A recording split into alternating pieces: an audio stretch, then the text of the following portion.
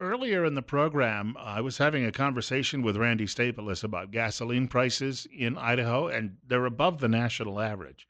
No, they're not crushing, but they're above the national average. And I pointed out that when I was in Montana last week, prices seem to be anywhere from 20 to 25 cents cheaper on average per gallon. And then I was talking with a friend yesterday in New Jersey, of all places, and she's paying about 35 cents less on average per gallon than we are.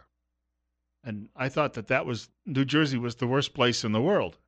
I've been through there a couple of times on a train, and let me tell you, it's not a pretty sight. At least not the part you travel through when you're going through Patterson on a train, and you're looking out the window. You're thinking that the end times have arrived. It's 9:43. Bill Colley with you on Top Story on News Radio 1310 KLIX and News Radio 1310.com. We're only expected to get to a high in the low 90s today, but we're already at 80, and I'll tell you what, it's could end up being another hot one out there. Just a quick point out to all of you from about noon until 9 o'clock today, there is a red flag alert throughout the region. So the idea, notion, if you plan on doing any outdoor burning, don't. Please don't. Telephone number to reach our show today, 736-0300, 736-0300. Talking a little bit about my trip to Montana and the gasoline prices. The former governor of that state, his name was Schweitzer. He's been out of office for quite some time now, but he told 60 Minutes that his state was, this is probably about 10 years ago, his state was the Saudi Arabia of coal. There's a lot of coal that is located beneath the ground in both Wyoming and Montana. The Washington Post has a story today. The headline is this: Coal no longer fuels America, but the legacy and the myth remain. And the writer is trying to disparage the idea that coal will ever come back. But he's writing the story, obviously, from a quick trip to a couple of small towns in West Virginia. I stopped at the train station in Helena, Montana last week, and there was a coal train that was loaded up and getting ready to leave town. And I kid you not, I looked at these coal cars, and then I looked down the street, and as far as I could see, several blocks, and then the train wound around out of sight finally. That coal has to be going somewhere. And this idea that, oh, it's dead and it's no longer useful and we should forget about it, somehow doesn't strike me as being the actual truth. We have a caller with us. Caller? Well, we'll try line 2 then. Caller, you're up next. You're on the air. You're on News Radio 1310 KLIX and News Radio 1310.com. Good morning, Bill. I believe that the price for gas in Twin Falls is because all the fuel comes from other states through Burley or Rupert. Somebody over there, somebody distributes it, and they're the ones who control the price of fuel here in Twin Falls. Well, and I've noticed some wide swings around the state. Pocatello has its own refinery, but I don't notice any huge difference in gasoline prices there. Well, I notice sometimes a 10-cent difference between here and Boise. Oh, the difference just alone, if I buy my gas at Costco and I drive down the hill, it's almost identical. The price is almost identical at Walmart, maybe a penny or two different. But if I turn and go down Washington Street, I'll see prices that are 22 cents higher per gallon in just a matter of a few blocks. I agree, but it's terrible. I'll leave it at that. Thank you. Thank you. Gasoline's like one of those things. It's like water. You wish it always was free. The only way water is free any longer is if you go out to the stream and drink it, but then you have to be worried about what's upstream and what it might be doing to that water before it gets to you. We've brought this up on air before, some of the grades of gasoline and the quality I had a friend, he sold automobiles for years, and he was telling me one time, he said, some of those price differences, he told me, he said, for instance, ExxonMobil is a really good quality of gasoline. So generally, you see the prices, you go buy a pump and you go, I don't know if I want to pay that. So you buy a price that's a dime cheaper somewhere else. He said, sometimes, though, you're not buying a quality of a grade of gasoline that's as good. Benito Baeza and I were having a conversation about that one day, and he said that when he switched to, I think it was Shell, but he switched to a higher blend of gasoline, a more expensive gasoline, and he said he was actually getting better mileage in his truck. It made a difference. So he paid a little bit more, but he got what he paid for, was his belief. It's 81 right now. Bill Colley with you on Top Story on News Radio 1310 KLIX and News Radio 1310.com. And We're at 9:48. Telephone number for reaching our program today, 736-0300, 736-0300. I referenced this story about coal from the Washington Post. The writer says coal mining, celebrated with rhinestones and pageantry, is an enduring legacy rather than a thriving enterprise, which is coal country's problem and the challenge for its boosters. We're stuck on the idea of coal, its potent history, and Walker Evans' imagery, although much of the world has moved on. Much of the world has moved on, he writes. Then again, where was that train going that I saw in Helena last week? I mean, it was a long one. It was just nothing but coal cars. They were open as well, so some of that rattles out. When we were kids, you could walk by the tracks and literally pick this stuff up if you wanted to. You weren't supposed to, but you could. There weren't many people around to see you doing it. It's going somewhere. And the argument we keep hearing from liberals is that coal's era is over and Donald Trump is just selling these people a bill of goods and making them feel good about themselves. But coal is never coming back. Well, one of the reasons coal is struggling at the moment price-wise is because of all of the fracking we've got going on and all the natural gas that's coming out of the ground. And natural gas actually, well, oil was dropping and bouncing around last week. Natural gas actually inched up a few dollars. I noticed that while I was looking at my oilprice.com daily email. Yet the liberals had nothing to do with the fracking boom. And in fact, where they could, they prevented it from happening. And a lot of your more blue states, they literally banned fracking. Even though a lot of them sit atop these huge reserves of natural gas, they're not allowed, no one's allowed to go in there and actually extract it. It's the fracking boom that has actually helped drop the price of natural gas and oil and made them more competitive with coal. Still, somebody somewhere is burning coal.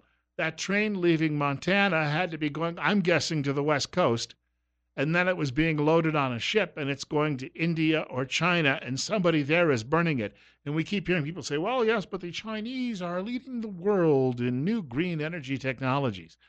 Well, China has a lot of people, right? Well over 1 billion. And in order to provide them with electricity and fuel and the like, China will use every option it's got. It'll use coal, it'll use solar, it'll use wind, it'll use water, hydroelectric. And that's the part that Lefty doesn't tell you about. I can remember just a few years ago, and it's not just Montana. I was driving with my daughter, and we were outside the port of Wilmington, driving on a highway on I-95, which is a big East Coast route. And we were driving on I-95. The port of Wilmington is near the port of Philadelphia. They both service the Delaware Bay and go out into the Atlantic Ocean. Same thing. We passed a coal train. It was miles long. And it was obviously going to be located or loaded on a ship and was going to be shipped out to somebody else who was going to burn it. 10 minutes away from 10 o'clock. Bill Colley with you on Top Story. And you're up next on KLIX. Good morning. Good morning. I just wanted to let you know I live out in the Minidoka area, and right now there is a coal train. I don't know how long it is, but it's probably 15 to 20 carloads of coal. Yeah. So it's going somewhere. It's probably going to be local here. Which direction is it going? East, west, or? Actually, it's headed south. Okay. So somebody somewhere is either going to load that up on another train or on a ship somewhere and ship it out of here. Well, I don't think so, because if it's headed south, it's headed to Rupert or Twin Falls or somewhere in the local area. So somebody's burning it locally. I'm sure. There you go. Well said. I thank you much for the telephone call. 736-0300, 736-0300. I just, in both cases, in seeing these trains in two different locations, two very distinct parts of the country, and as I say, these were massively long trains. I actually sat on a hilltop in the city park in Helena last week and watched one of these. It looked like a little Lionel train. I was so high up. But I watched one of these trains taking off and heading out of the city. And I would bet some of them might be making their way to the port of Lewiston, then down the river, and then on their way to China. You're up next. You're on the air on KLIX. Go ahead. We just through northern Wyoming on our way to Idaho yesterday, and there was a long coal train headed east. and likely headed somewhere to be burned in some plant to generate electricity if it's being used in the United States. Yes, I believe so too. It Yeah. was interesting. Well, I thank you for the telephone call. Lots of people got to travel some nice places, didn't they?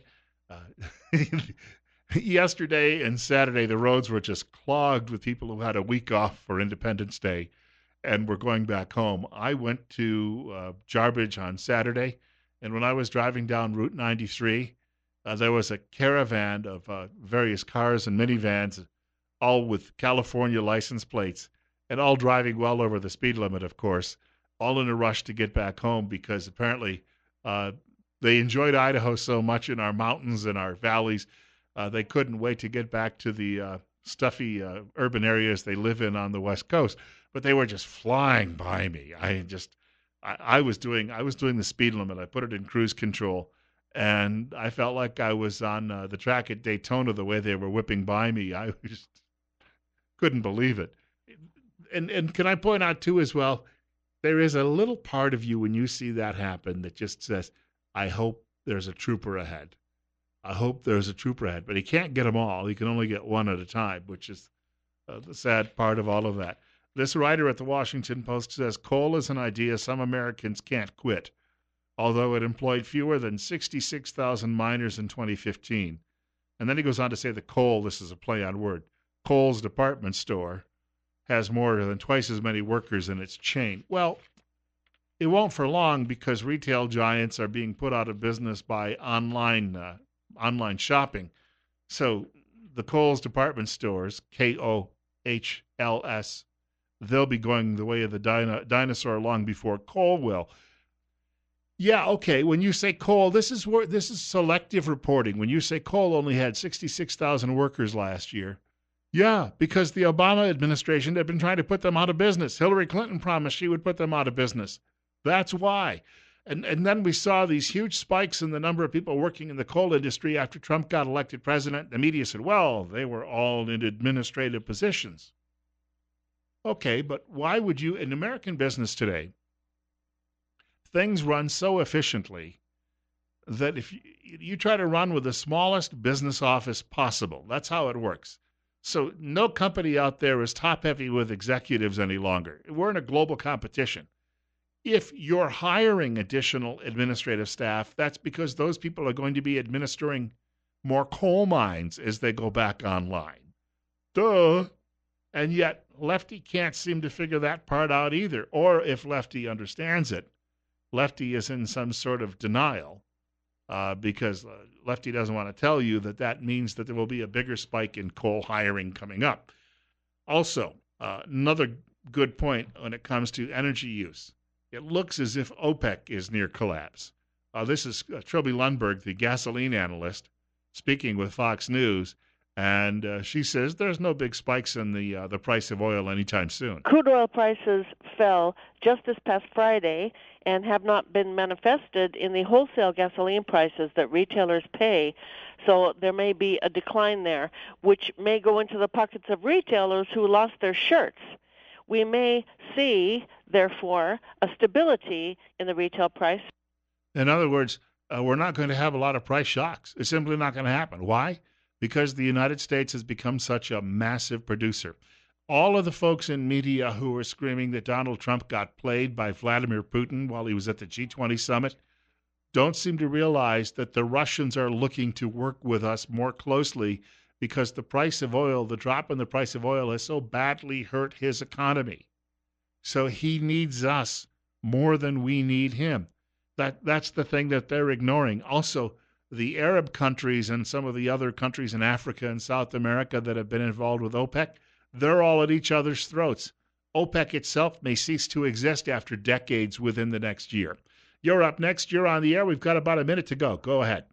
Yeah, I would like to point out that Idaho Power has a couple of power plants that are coal-based, that they're still part ownership. They're going to be phased out between around 2024. But Idaho Power and some of our power does come from coal. Yeah. Thank you. Yeah, thank you much for the call. There may be an effort now since there's been a change in administrations in Washington, there may be an effort for someone to revisit that decision and say, you know what, this might be too soon. I will add, though, solar power, I was reading last week, through nanotechnology, they can now braid these solar cells together, and they can build these solar cells. They look like facets to a diamond. And solar power, the revolution, we've been hearing about solar power that people have been promising for years, that always seems to be tomorrow and not today, may actually be quite close. And if that happens, energy prices all over the world for every form of energy within 5 years are going to be dirt cheap. You're not hearing me cry about that. God willing, if the creek don't rise, they'll allow me to come back and do this all over again tomorrow morning between 8 and 10 o'clock on News Radio 1310, KLIX and newsradio1310.com. We're at 81 on our way into the low 90s today, maybe hotter in some spots.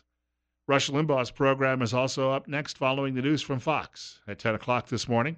I wanted to point out you'll hear Glenn Beck at 4 o'clock this afternoon, in between, sandwiched in between, Sean Hannity from 1 o'clock until 4 o'clock.